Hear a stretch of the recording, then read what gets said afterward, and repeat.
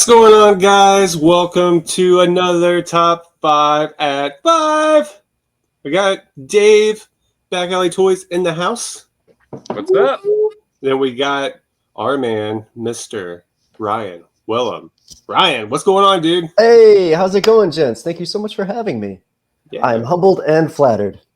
I'm super excited to have you on, man. Yeah. This is, when we first decided to start doing this a little bit more regularly, because we talk about toys so much, it was like, well, let's record us talking to toys with our friends. Ryan was like the top name where I was like, Yeah. I gotta talk to him. You were up there, dude, for sure. Yeah. Thank you. Ryan. I was like, yeah, of course. He You're has far too kind. interesting collection for sure. I got a little bit of this, a little bit of that, you know. Yep. And Ryan works at one of our local toy shops, and I will go out of my way just to talk toys with Ryan, even if I don't plan on picking anything up, if I'm just driving by the area. So that's why this is another episode where I was like, I want to talk more toys with Ryan, dude. Yeah. Can I be honest real quick? That is my absolute favorite thing, A, to do, talk about toys, and B, with customers who become friends, and then all we do is talk about toys in the shop or out of the shop. Yeah. Shop we're referencing, by the way, is Dallas Vintage Toys. That's right. You can check us out Wednesday to Sunday. We're open 11 to 6.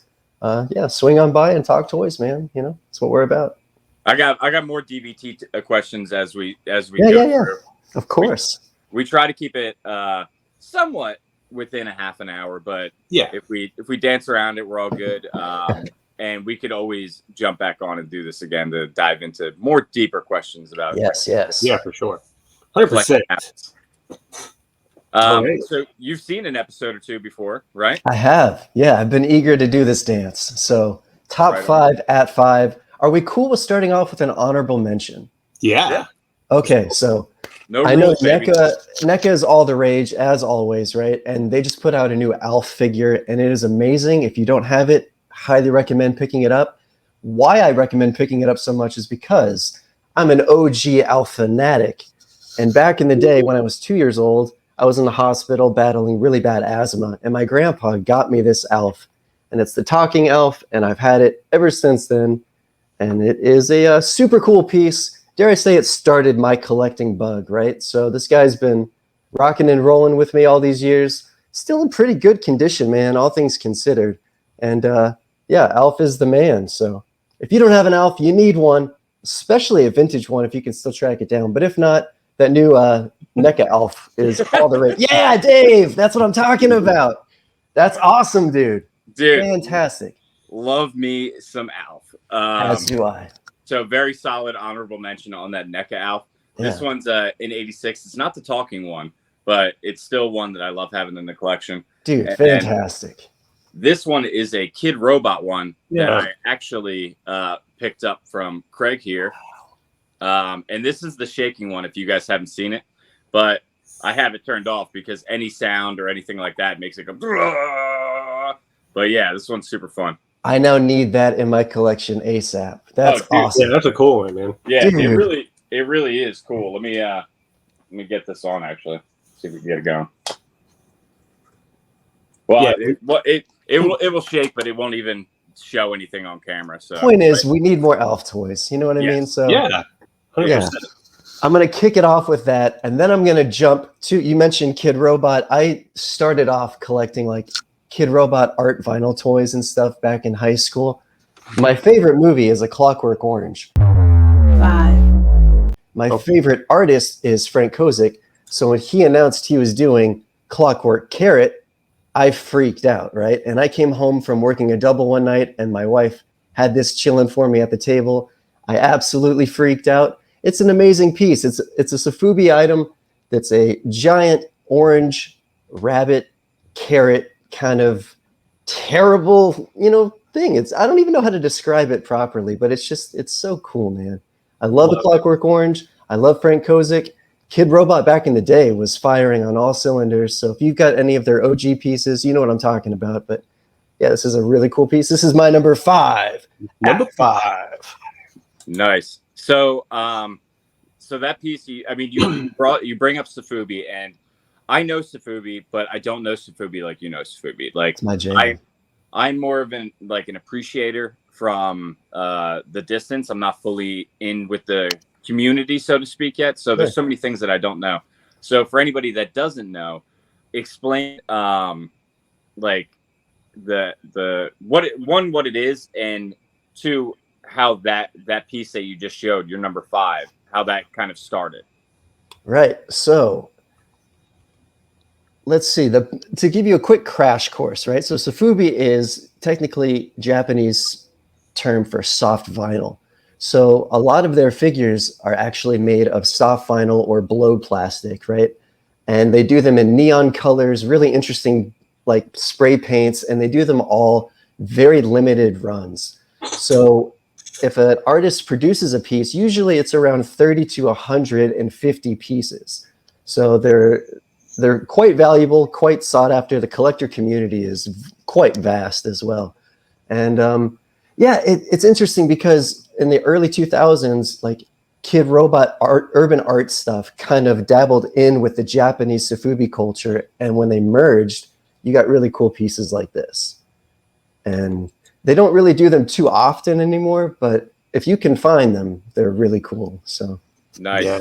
That's exactly kind of you nailed what I was trying to get at, because you even answered questions for myself.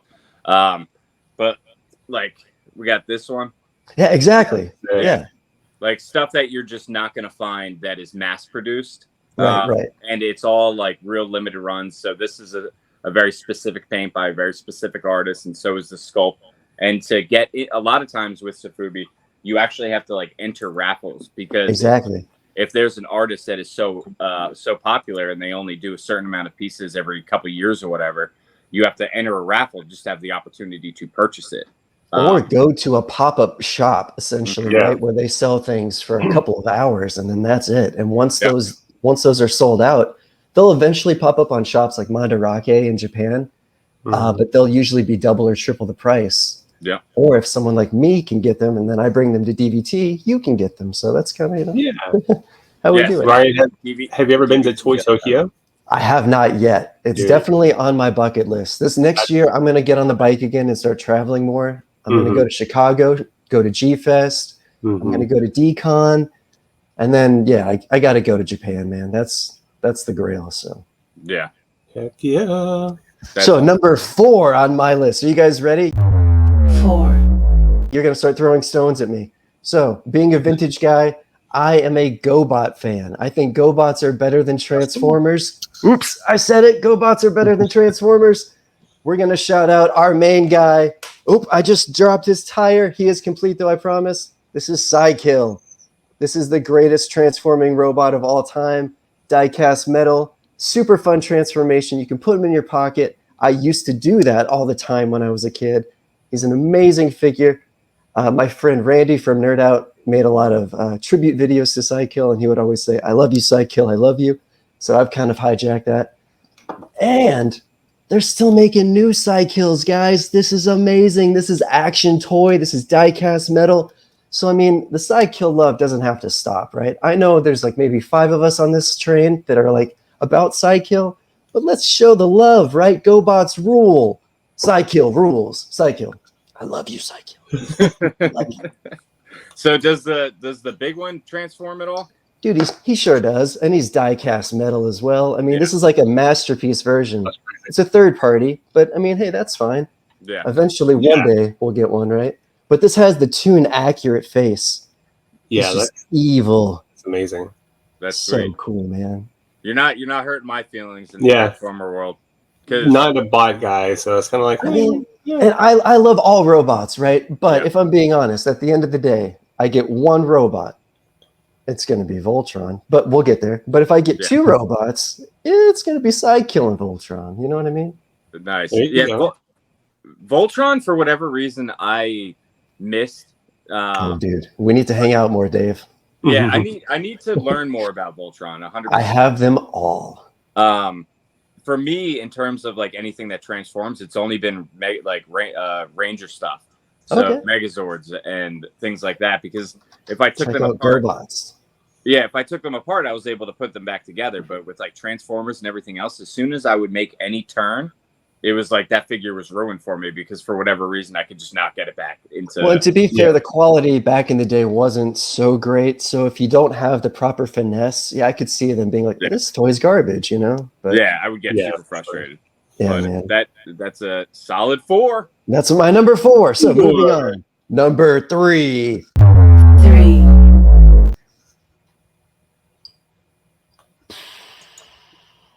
This toy doesn't suck, am I right? So here we have the 1987 Motu Scare Glow, complete with either child bites or dog bites on the scepter here. We're not sure, but it's all good. It's a part of the vintage charm. This puppy glows in the dark. 10 out of 10. Yeah. If you are a vintage collector and you don't have a Scare Glow, I'm sorry. You definitely need to track one down. If you can, I highly recommend this piece. Even if you don't collect He-Man, right? Like, let's say you're not a big He-Man collector, and that's fine. Most people these days, they're kind of like in and out of He-Man, right? Scare Glow rules, though, and he can go with any collection. And I think the vintage one is the best one to get. If you can track down the glow-in-the-dark scepter, ooh, now we're really boxing, right? But that is my number 3, Scare Glow. Nice. There you go. Yeah, you've got it. You know what's up. So I got mine in the display case with the glow-in-the-dark scepter as well. But if I did that, I would knock over so many things. I was going to try to run and do it just like Craig did. Also featured in the hit film Retro Freaks. Yep. That was one of the core pieces. Yeah. The movie. Check it out. Buy it. We're in that movie. Yeah. All of us, cool. dude. That's kind of cool. We're building the Retro Freaks crew. Like, dude. By it's just friggin' the Retroverse. Yes. The Retroverse is getting. I like that. We should coin that. The Retroverse. Yep. Yeah, man. So that's my number 3. I think a pretty solid number 3. I think so too, man. All right. So my number 2 is a big one. Let's hold on 3 real quick. You were talking about how even if you don't collect Masters of the Universe Motu stuff, that Scare Glow is like an awesome pickup just if you are within the toy community in general, right? 100%. It's one of those pieces. And he wasn't. I don't know, but I'm kind of asking you two. He wasn't in the original cartoon, right? No, mini comic. Yeah. When his toy came out, it was so near the end that it was kind of like a hush thing, you know? Like, I mean, at the time, not a lot of people really cared. Right. But he blew up quick. Yeah. He's one of those characters, you know? Because I think his first appearance on screen was actually Revelations, right? Yeah, I think so. Yeah. That was it. Which is crazy. You know, Tony Todd, he did great. Hey, as I like to say, that didn't suck, right? That was awesome. Yeah. That was awesome. Yeah. Very cool. All right. I was thinking that he wasn't in the original one, but I wanted to kind of confirm. I mean, dude, if you have a glow in the dark feature, instant, you're on the top 5. Instant, right? 2. So my number 2 is a big mamma jamma. It's actually 5 pieces that merge into one. We mentioned it earlier.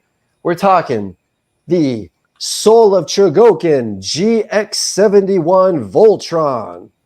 This is, by all accounts, the definitive Voltron. I know there's the Blitzwing or whatever, and it's bigger, and it's got more die cast, and it's for the birds. If you want the best Voltron, like we're talking the best Voltron, boom, Soul of Chogokin GX71. They've repopped it now 3 times. This is the first edition, and it still holds its value. This piece is quite the collectible.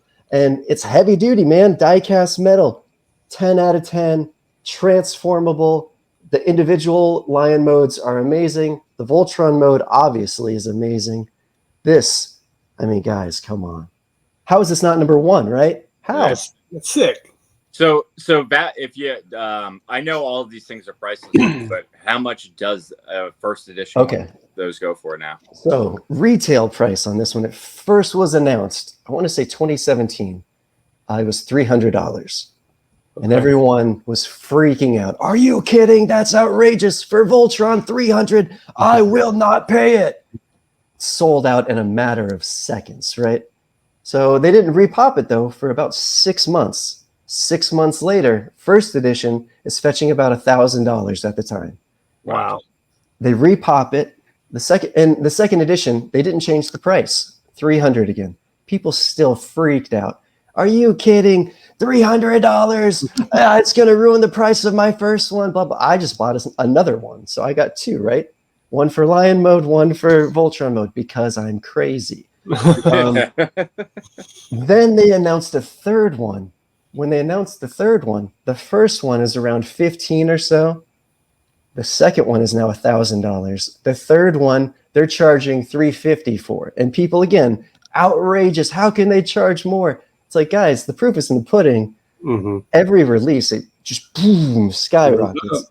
And also, it's Voltron. Don't buy it for that reason. You know what I mean? It's Voltron. Like, this is just an amazing piece. But anyway, I can talk Voltron all day. No, like, and sometimes with those pieces, like those $300 pieces, same things with like Hot Toys. Those are things that you're prepping to buy, and that is like the major representation of whatever that character is, that line is in your collection. The quintessential gem, as I call it. Yeah, they are centerfolds to any display, like whether it be a shelf or an area in a room, or even if you're not a big toy collector. I mean, that is something that it could be one and done. Yeah, depending on the setup of your home, you could just have just that.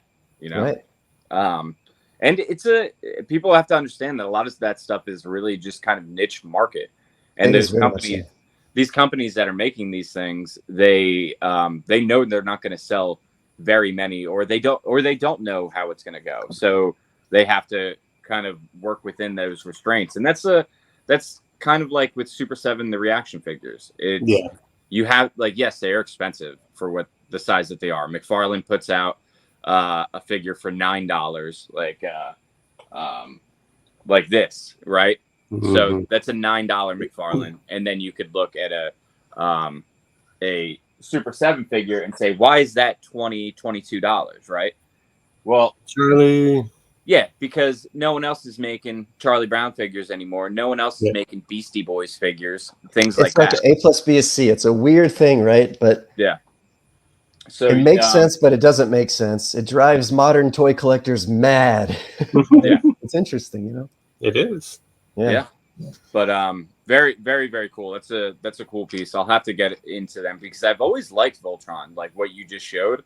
That's always been like super intriguing to me in terms of having it in my collection. Man, I just we can hardcore nerd out. Yeah. I've got Voltron 1, Voltron 2, and Voltron 3, which was what I just showed you. That's technically Voltron 3. So we can really go at this if you want to later on. It would be a lot of fun. One last question. What was that? Was that your number 2? That's my number 2. Okay, so one last question on that one. Is there a difference between each one? Oh, of course. So what's difference in the Lion modes? Yes, and a difference in Voltron 1, 2, and 3 as well. That's what I mean in their releases. Like what did they do differently Voltron 3 is technically Go Lion in Japan, right? So you've got 5 lions that comprise one giant mech.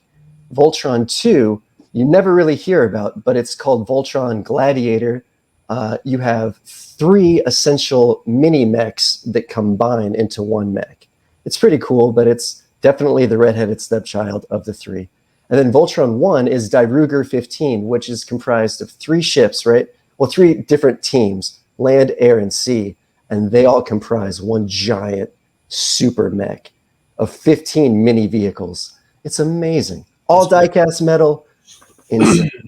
So that's the additions that you're talking about? Or are you talking about like the storyline? Both. Give me 1 second. Check this out. Ooh, we're going on a road trip. Boom. Voltron 1 and Voltron 2. Okay, yeah. So it's like, is it a reissue or is it a new figure? So what I just showed you, Voltron 1 is the Soul of Chogokin. Voltron 2 that I have over there, that's the OG. Dude, I know so little that I don't even know if you're speaking English. Well, I know you're not. You're actually probably not speaking English, but technically I'm not. But yeah, exactly. That was a silly way for me to put it, but it's all good. But yeah, man. I mean, the knowledge that just came out of your mouth, I'm just like, all right, time to get up Voltron, dude. Trust me. I feel bad for people that want to hang out with me. It's like, this is going to be so exhausting for you. I promise. But my number one, are you guys ready? The reason why you had me on the show. Number one, are you ready? We go. All right, hold number on.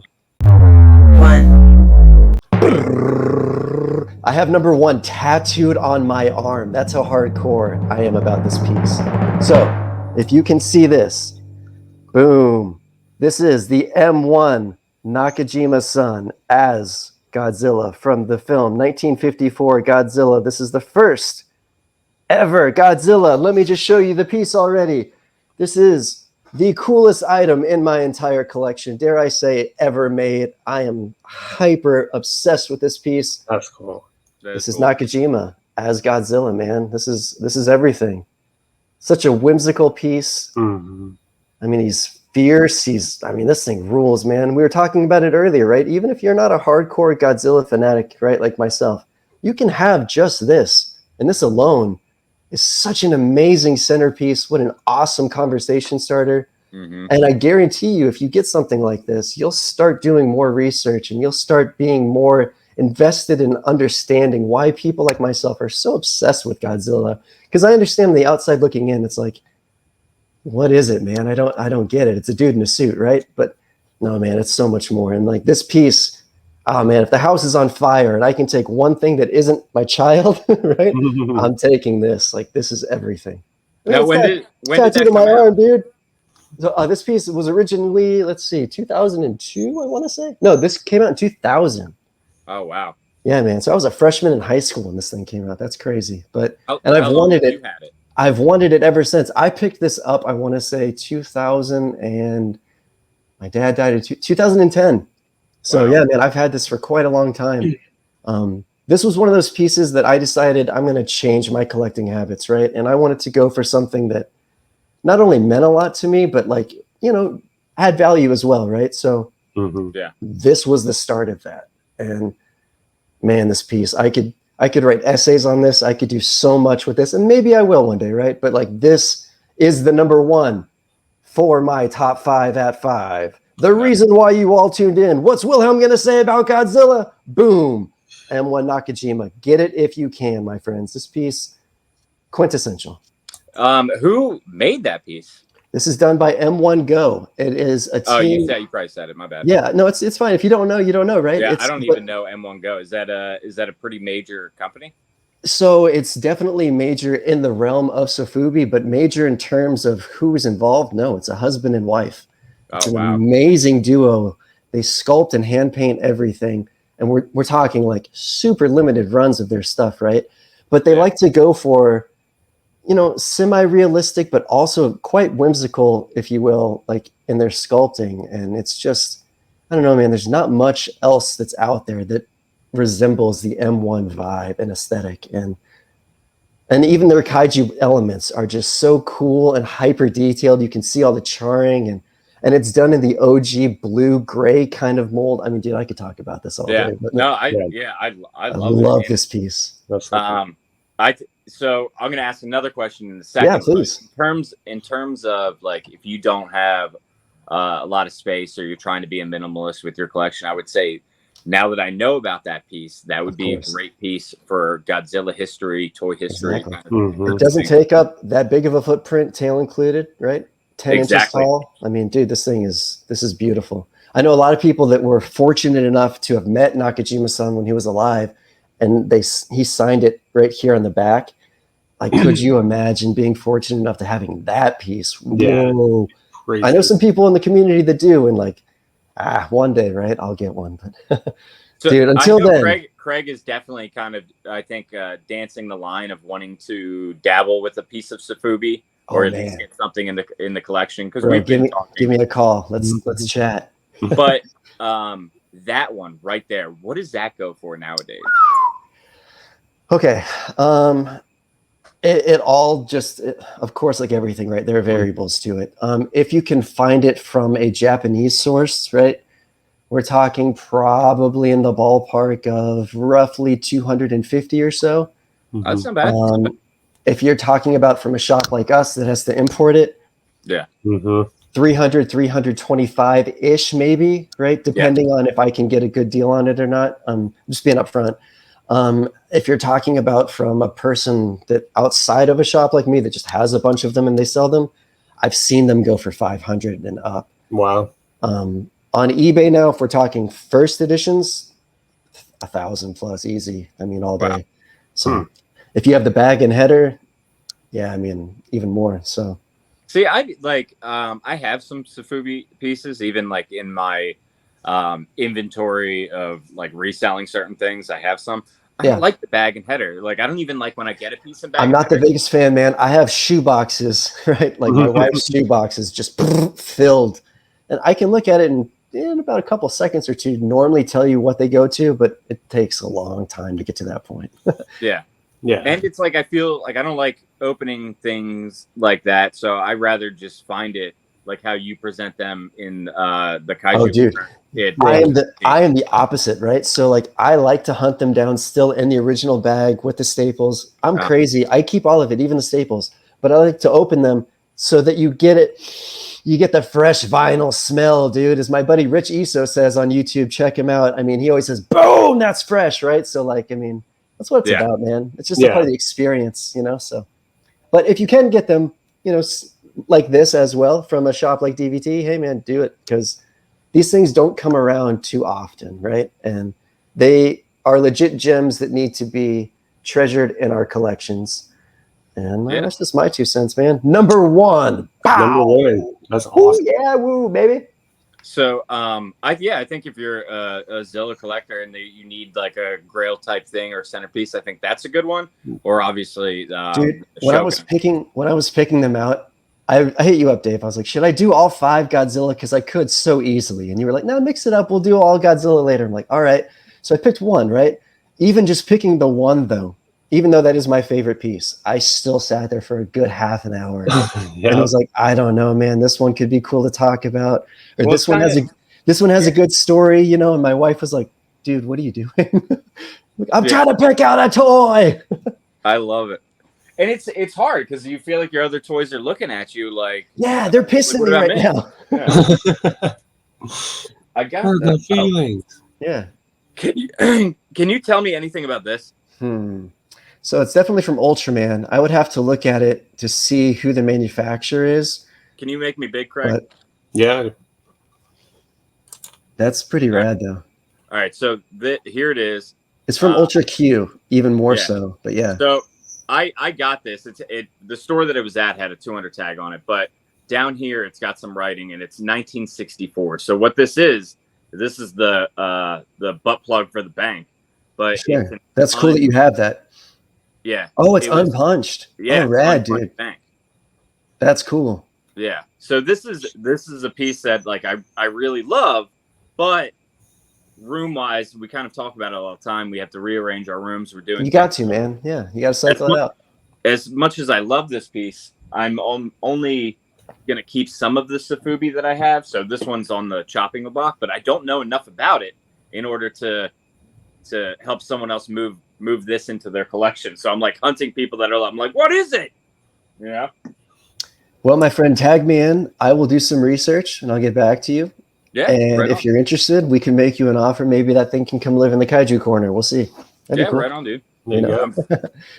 I'm sure there's something that I need for this. Exactly, right? Here, yeah. As the Beatles say, I get by with the help of my friends. You know what I mean? So. Yep. I mean, I get toys with the help of my friends. Yep. Right on, dude. Can you believe I put Alf as my honorable mention? What's wrong with me, huh? I mean, come on. Love it. Does he still work? I think so, but I took the batteries out a long time ago because I didn't want to mess it up. Mm-hmm. I still talk. I crack myself up. That was terrible. Craig, do you have the NECA Alf yet? Are you gonna? Is that one you're looking for? Yeah. I mean, once I find it, I'll get it. Yeah. Well, gentlemen, if I may be so kind as to do a quick plug, we happen to have that beautiful gym. We have that gym at Dallas Vintage Toys. Come on in. You can trade for it. You can purchase it. You know, I'll try my best to sell you one because I have it. So it's amazing. And pick it up. We should be there probably, next week, possibly? That'll be cool.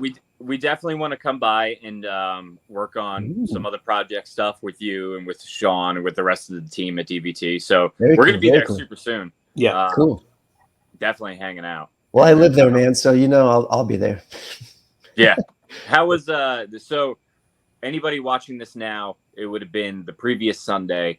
You had a Jedi and the Power Ranger stop by. Yeah, man, we were popping on Sunday. So Amy Allen came by, and Steven, the second Red Ranger, was in the shop at the same time. It was kind of crazy. And I mean, I guess it's starting to happen more and more at DVT. You never know who's going to really show up. And we always try to keep it a family fun party kind of atmosphere, if you will, right? So Sunday Fun Day was definitely alive and booming. And thank you to everybody who came out. It was awesome.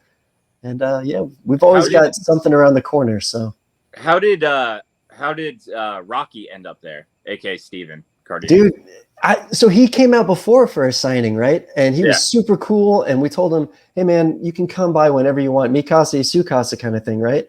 Yeah. And I was cashing someone out. And I looked up and I was like, oh, hey, Steve. And I kept cashing them out. And I was like, wait a minute.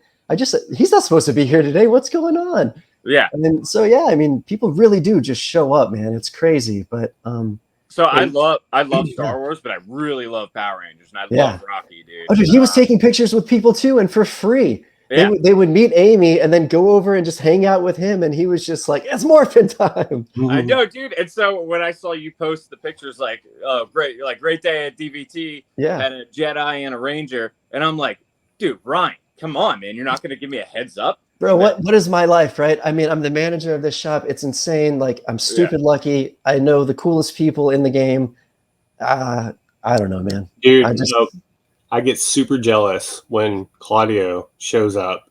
He's coming soon. Yeah, dude. And I'm like, dude, I wish I could be there when he shows up. Because I'll hit you up, bro. He's coming soon. That's awesome. Yeah, they're coming back to town. They already hit us up and said, is it cool if we come by? And we're like, of course, man. I mean, you guys, again, Mikasa, Isukasa, right? That's awesome. Come on down. I mean. So is it him or his son that collects, or both? Dude, so literally everybody in the band, they come in. Even their sound guy comes in. I mean, like, it's a family atmosphere when they come through. That's and they're always so cool to people too. Like, no one really bombards them, people give them their space. A lot of people don't really know who they are, but if they do, they're always like, oh, Claudio. And then he just, they'll take a picture with him. He's cool. Travis is always super chill. He always buys turtles and stuff. So it's cool, man. Yeah. He just went up a peg in Craig's book. I know, right? Collecting turtles. I started talking like guitar stuff with Claudio, and then we started talking Star Wars, and I was like, dude, you're my favorite person. Like, this is crazy. I love you, man. Yeah, man. Love it. Well, Ryan, where can people find you? You can find me on Facebook, Instagram. I'm around, Ryan Wilhelm. I'm the manager at DVT. I've said that a million times. I'm just really proud of it, right? I'm always at Dallas Vintage Toys. The DVT social media too. So if you're talking to Dallas Vintage Toys on Instagram, chances are you're talking to me. Yeah. 9 times out of 10, man, that's me. So yeah, hit me up on Instagram, DVT, Dallas Vintage Toys. If you've got a question about something, you want to trade something, possibly sell something, send us a message. I'll try to get to you as soon as I can. Please be patient with me. I am trying my best to run it. It's a massive undertaking, but I am doing my best. So cheers, and thank you all so much for having me. All right. Thanks, Ryan. And with that, we will call it a top 5 at 5. And until next time, peace. Later, guys. Later, dude.